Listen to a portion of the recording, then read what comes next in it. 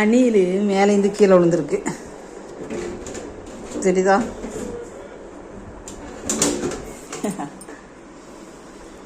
அணிலுக்கு சோறு வச்சிருக்கு, சாப்பிட்டு தான் பார்க்கலாம்.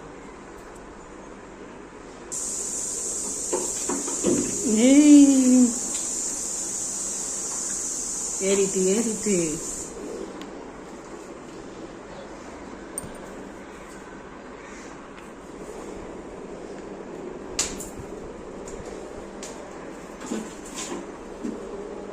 சோறு சாப்பிடு, சோறு சாப்பிடு.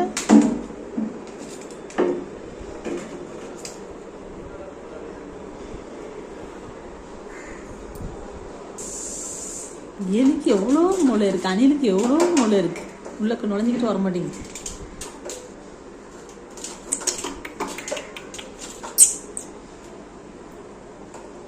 எப்படி போகுது பார்த்தீங்களா? கம்புக்கு பழவிட்டு இந்த அணியில் போக மாட்டேங்குது. இப்படி தான் பிள்ளைய அடித்து மழுங்கிடுவாங்க. அதனால தான் பிள்ளைய அடிக்காமல் வளர்க்கணும்னு சொல்கிறது.